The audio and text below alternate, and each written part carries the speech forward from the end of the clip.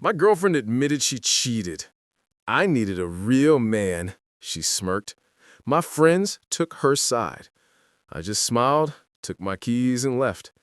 This morning, my phone blew up with 32 missed calls. Looking back, I should have seen it coming. The signs were there, scattered like breadcrumbs through the last few months of our relationship. But when you've been with someone for 3 years, you tend to give them the benefit of the doubt. At least, that's what I kept telling myself. It started with small things. Allison began working late more often, which wasn't unusual during busy seasons. But then came the new perfume I didn't recognize, clothes I'd never seen before appearing in our closet, and her phone steadily becoming this sacred object that was never more than an arm's length away. I'm not the jealous type, never have been, but something felt off. The ways she'd pull away when I tried to hug her from behind while she was texting. How she'd step out to take calls claiming they were work-related. The constant girls' nights with people whose names I'd never heard before. Last Tuesday, I was folding laundry when her phone lit up on the coffee table. A message preview from someone named Jay popped up. "Miss you already? Last night was..." The rest was cut off, but my stomach dropped. I didn't want to be that guy who snoops through his girlfriend's phone, but the universe seemed to be screaming at me to wake up. When she got home that night, I decided to be direct. She was in the kitchen, making herself a smoothie like nothing was wrong. The sound of the blender filled our apartment as I leaned against the doorframe, watching her. "Who's Jay?" I asked when she finally turned it off. The change in her posture was instant. Her shoulders tensed, but then she did something I wasn't expecting. She smiled. Not her usual warm smile, but something cold and almost triumphant. "Wondering when you'd finally catch on, Michael," she said, taking a sip from her glass. "Jay's my boss, and yes, I've been sleeping with him for the past 2 months." The casual way she said it felt like a slap. No guilt, no shame, just pride. "I needed a real man," she continued, smirking. "Someone who knows what he wants and goes for it. Not someone who spends his weekends playing video games with Jacob and watching stupid movies."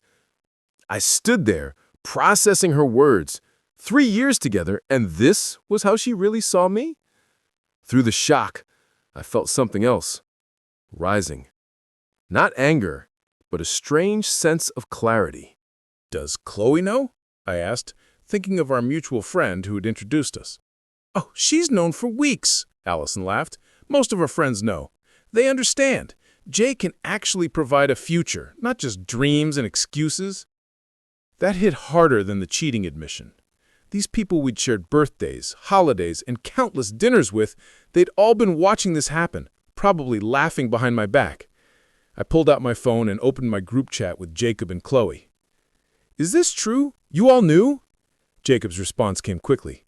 "Bro, you're great, but Allison deserves someone more established. Don't take it personally." Chloe chimed in. "We didn't want to hurt you, but maybe this is the wake-up call you need." I looked up from my phone to find Allison watching me, that same smirk still playing on her lips. She was waiting for the explosion, the drama, the scene she could tell everyone about later. Poor, immature Michael losing his cool. Instead, I smiled. A real, genuine smile that seemed to catch her off guard. Without a word, I walked to our bedroom, pulled out my go bag, always kept one packed for weekend trips, grabbed my laptop and my keys. When I passed through the kitchen again, Allison was staring, her smirk faltering slightly. "Where are you going?" she demanded. "Out," I replied simply. "And Allison, keep the apartment. I'm sure Jay can help with the rent." I heard her start to say something as I closed the door behind me, but I didn't stop to listen. My phone was already buzzing with messages, probably from our so-called friends trying to explain themselves. As I drove away, I turned my phone off and felt something I didn't expect. Relief. Sometimes losing everything shows you exactly what you never had in the first place. I had no idea where I was going, but for the first time in months, I felt like I was heading in the right direction. Update 1. First, thanks for all the support on my last post. Never expected it to blow up like that. A lot has happened in the past week, and honestly, I'm still processing everything. I've been staying at this small motel on the outskirts of town. Not the most glamorous place, but it's clean. And the owner, an older guy who introduced himself as Pete, seems decent. He even knocked $20 off the weekly rate when he heard my story. I turned my phone back on after 2 days of silence. 32 missed calls, 47 text messages, most from Allison, some from Jacob and Chloe, and a few from numbers I didn't recognize. But what really caught my attention was the notification storm from social media. Allison had been busy. Really busy. Her Instagram story painted a picture I barely recognized. Apparently, I was a controlling, jealous boyfriend who monitored her every move. According to her posts, I emotionally manipulated her for years, isolated her from friends, and threw a violent tantrum when she finally stood up for herself. Each post had hundreds of sympathetic comments, including ones from people I thought were my friends. The crown jewel, a tearful video where she claimed I had financially abused her by making her split all our bills 50-50 while I hoarded my money. Rich considering she earned more than me and insisted on that arrangement herself. Then came the text from Gemma, a coworker I've known for years. "Hey, you might want to check your email. Something's going around the office about you." Sure enough, there was a company-wide email about creating a safe workplace environment, with a thinly veiled reference to recent concerning behaviors from certain employees. No names mentioned, but the timing wasn't subtle. I should have been angry. Maybe I should have fought back, posted my side of the story. Instead, I just felt curious. How far would she take this? Pretty far, as it turns out. Yesterday, I stopped by our local coffee shop, the one place I figured would be safe since Allison hated their coffee. Wrong. The barista, who'd always been friendly, gave me this look like I was something stuck to her shoe. Later found out Allison had become a regular there, sharing her survival story with anyone who'd listen. But here's where it gets interesting. While picking up some clothes from storage, I ran into Juliana, Allison's supposed best friend. She looked nervous, glancing around like she was afraid of being seen talking to me.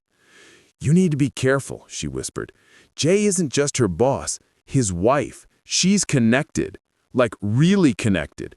And Allison's been telling her you're unstable, dangerous even." "Why are you telling me this?" Juliana's eyes darted around again. "Because this isn't the first time. Before you, there was another guy at work. Allison and Jay, they did the same thing to him. He ended up leaving town." That conversation changed everything. I spent the night digging, legal records, social media, anything I could find. Turns out, the previous guy existed, Mark something. Disappeared completely from social media around the time Allison started at the company. This morning, I got a call from our landlord. Allison tried to remove my name from the lease, claiming I'd abandoned the property. When that didn't work, she told him I'd been threatening her. He called to warn me. Turns out his sister went through something similar years ago. But here's the real kicker. While all this was happening, I got a message request on Instagram from an account I didn't recognize. The profile picture was of a woman in her 40s, elegant, wearing expensive jewelry. The message was simple. "I believe we need to talk about my husband and your girlfriend. Coffee tomorrow?" It was signed Mrs. J. I'm meeting her in an hour. Something tells me Allison's real man story is about to get a lot more complicated. The funny thing is, watching Allison spin this elaborate web of lies, seeing our friends choose sides based on nothing but her word, it's actually liberating. Every nasty post, every fake tear, every manipulated story just confirms what I already knew. I'm not losing anything worth keeping. Update 2. Sorry for the delayed update. These past 2 weeks have been wild. That coffee meeting with Mrs. J, game changer. Turns out, she's been gathering evidence for months, not just about Allison and her husband, but a whole pattern of behavior at the company. Remember how Juliana mentioned the guy who left town? He wasn't the first.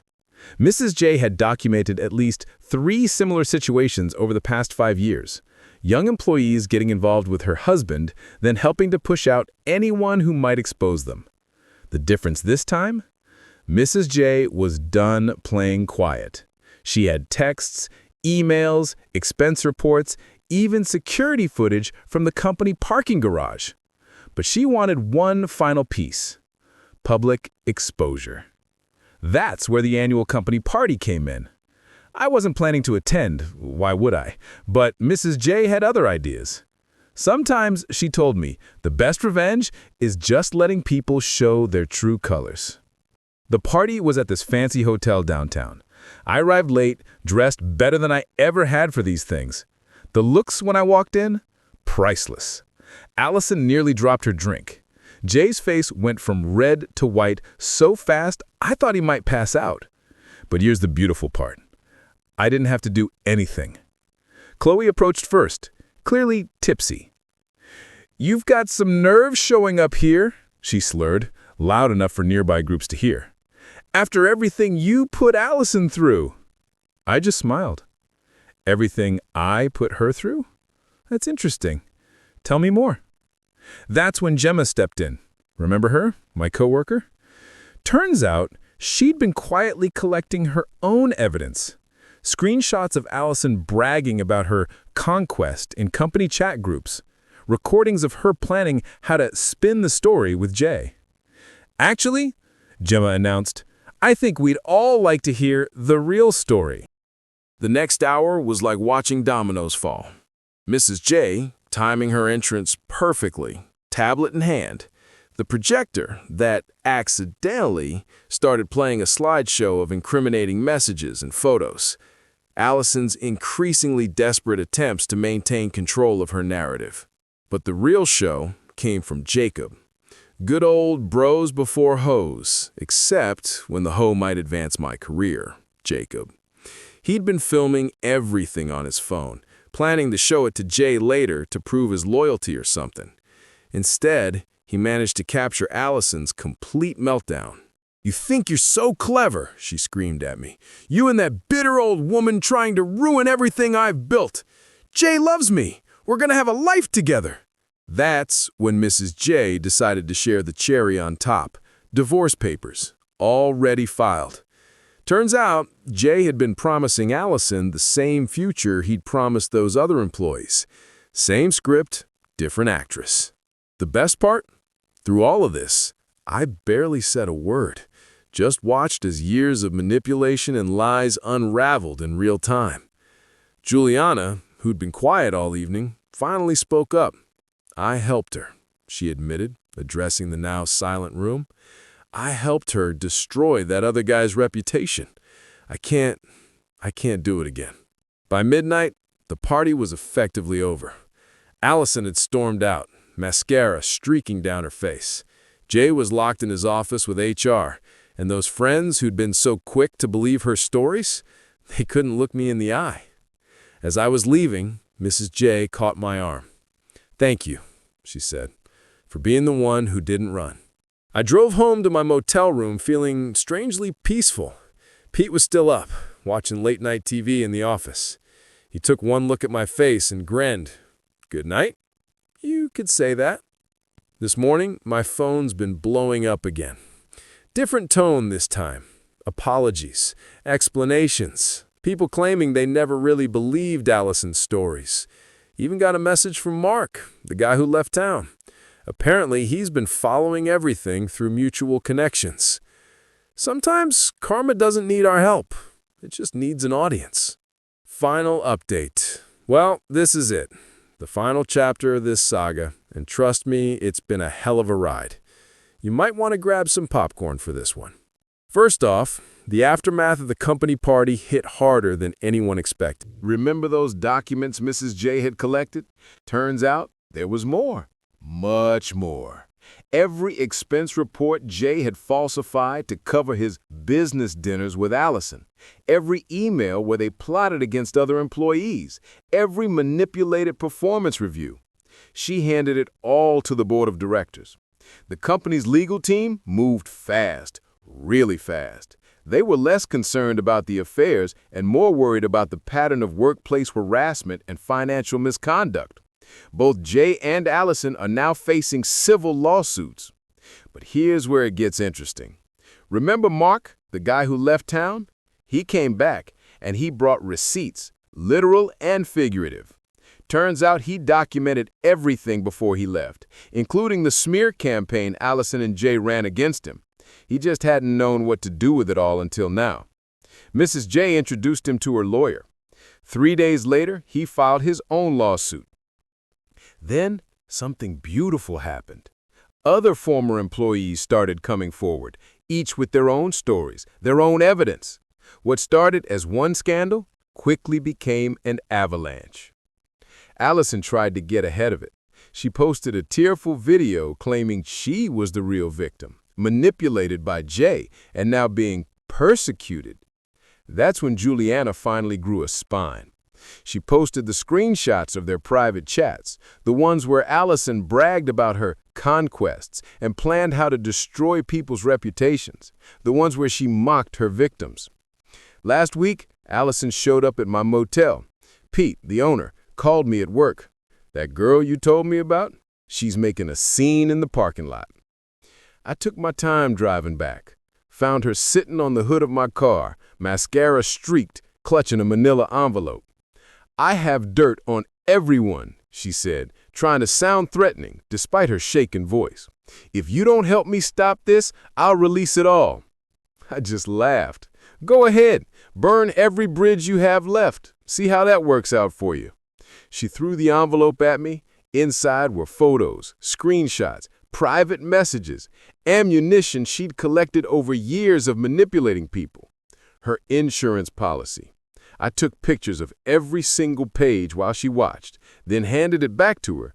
"Release whatever you want, but first, look at where your previous schemes got you."